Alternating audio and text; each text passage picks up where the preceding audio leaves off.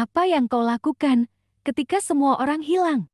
Bayangkan, ketika kau terbangun dari tidurmu, kau menyusuri rumahmu, dan kau tak menemukan seorang pun. Kau tidak bisa mendengar suara, melihat, dan menyentuh mereka.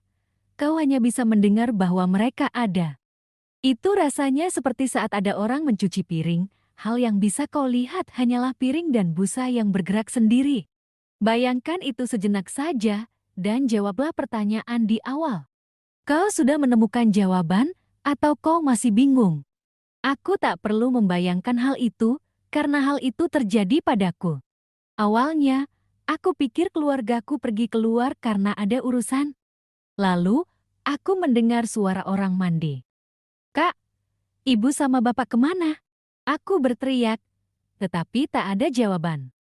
Aku berpikir jika kakakku tidak bisa mendengar suaraku, sehingga aku menunggu dia keluar. Suara mandi itu selesai, pintu terbuka, dan aku tidak melihat apa-apa. Aku mulai ketakutan. Apakah aku berhalusinasi? Apakah rumahku sekarang berhantu? Aku ketakutan untuk kembali ke kamar. Aku pun duduk di ruang keluarga, menunggu keluargaku pulang. Aku menunggu hingga malam.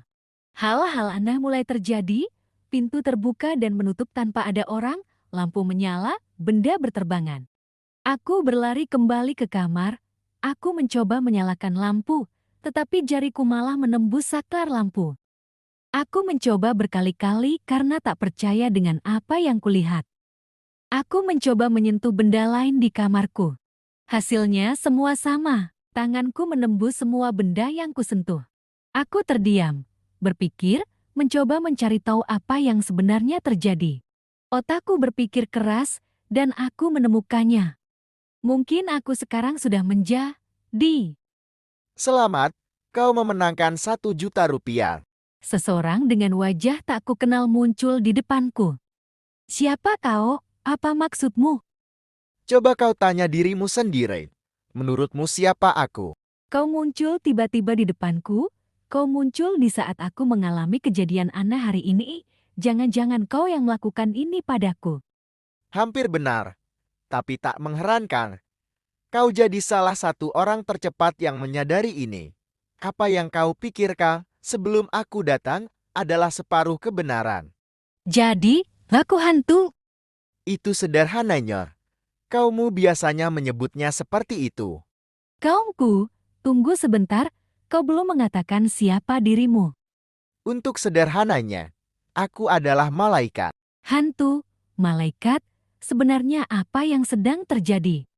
Dia berjalan ke tempat tidurku, berbaring, dan menjentikan jarinya, seketika lampu di kamarku menyala.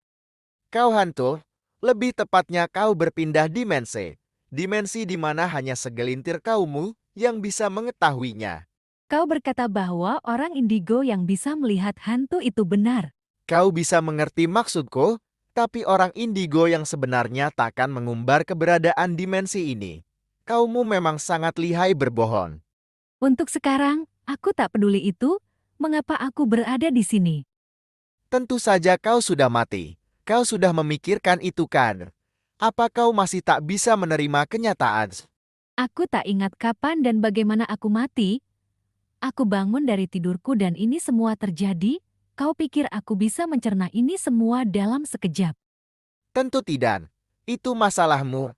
Lagi pula kau memiliki waktu seumur matimu, jadi pikirkan semaumu.